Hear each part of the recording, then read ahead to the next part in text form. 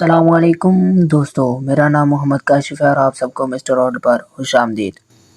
Asia کی چراگاہوں سے جنم لینے والی ایک قوم جس نے دنیا کو ہلا کر رکھ دیا، چنگیز خان کی اس قوم نے 13ویں صدی میں دنیا بھر میں خوف کی لہر دوڑا دی۔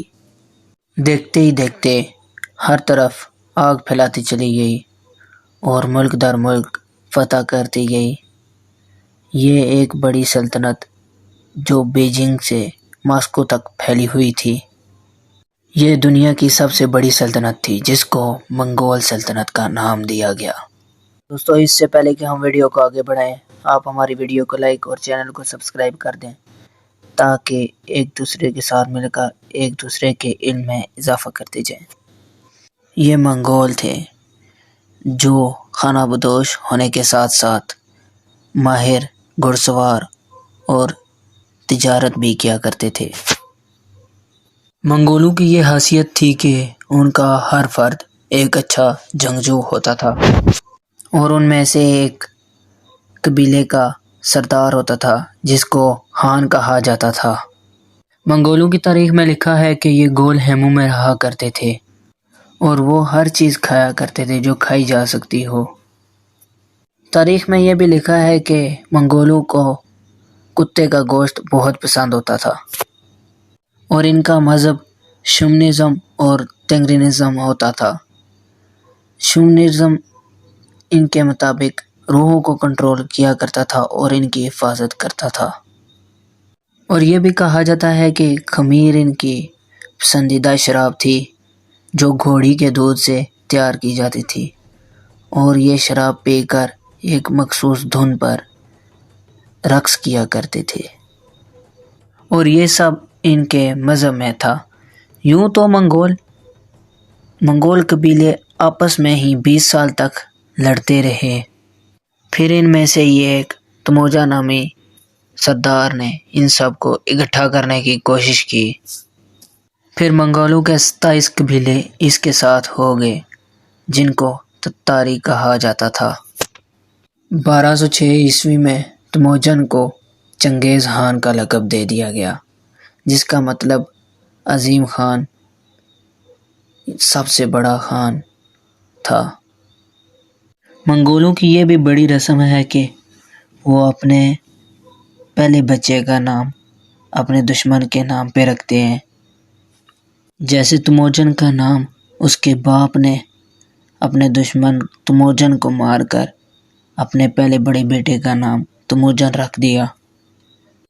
منگول بہت تیز جنگجو تھے جو گھڑ سواری کے ساتھ ساتھ تیر اندازی بھی بہت اچھی کر لیتے تھے، اور ان کا حملہ اتنا تیز ہوتا تھا کہ دشمن بھی پریشان ہو جاتا تھا اور اس کو بھاگنے کا موقع نہیں ملتا تھا۔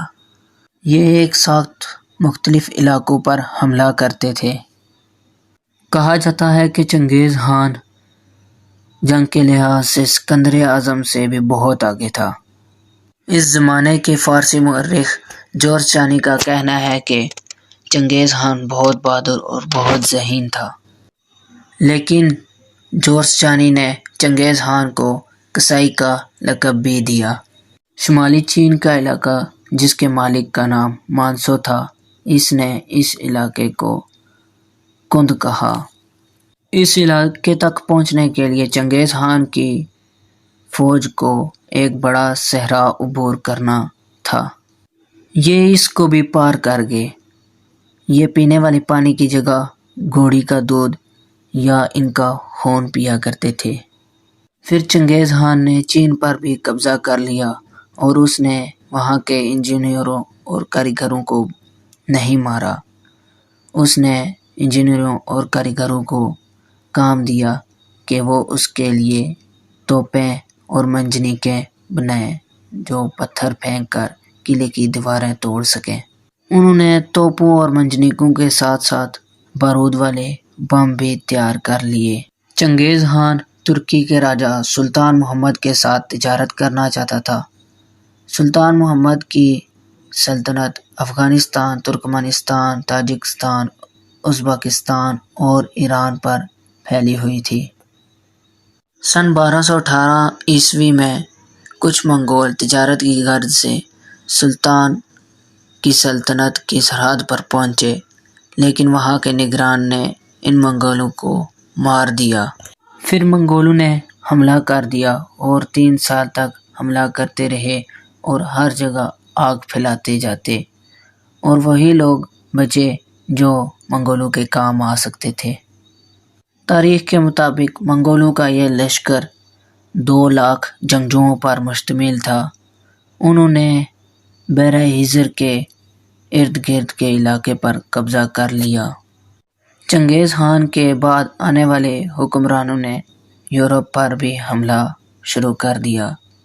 چنگیز خان کے 4 بیٹے تھے، جن میں سے تیسرے کا نام اوکتائی تھا اور بعد میں وہی خان بنا۔ فتح ہونے والے علاقوں سے اوکتائی خان نے خراج لینا شروع کر دی اور زیادہ دولت اور تجارت حاصل کرنے کے لیے اوکتائی خان نے اور علاقوں پر حملہ شروع کر دیا۔ 1236 عیسوی میں 1.5 لاکھ جنگجوؤں نے یورپ کے کچھ اور علاقوں پر حملہ کیا اور روس پر بھی حملہ کر دیا اور شرط رکھی کہ ان علاقوں کے مال کا 10واں حصہ سلطنت کے نام کیا جائے، نہیں تو ان کو بھی موت کی نیند سلا دیا جائے گا۔ روسیوں نے ایسا کرنے سے انکار کر دیا اور پھر جنگ شروع ہو پڑی۔ منگولوں نے منجنیقوں سے پتھر بازی شروع کر دی اور سب کو ختم کر دیا اور پولینڈ سے ہو کر جرمنی تک پہنچ گئے۔ اور 1241 عیسوی میں اوکتائی خان مر گیا اور سب نئے حکمران کی تلاش میں قراقرم پہنچ گئے۔ اوکتائی خان کے بیٹے قیوب خان کو نیا خان منتخب کیا گیا اور پوپ نے ایک پیغام بھیجا جو کہ یورپ کا بادشاہ تھا کہ دوبارہ یورپ پر حملہ نہ کیا جائے۔ قیوب خان نہ مانا اور کہا، بادشاہوں کو اکٹھا کر کے میرے پاس لاؤ اور کہو کہ میری تعظیم کریں۔ اور 1251 عیسوی میں منگو خان کو نیا خان منتخب کیا گیا اور منگولوں کے ایک لشکر نے بغداد پر حملہ کر دیا اور شہر دمشق کو شکست ہوئی۔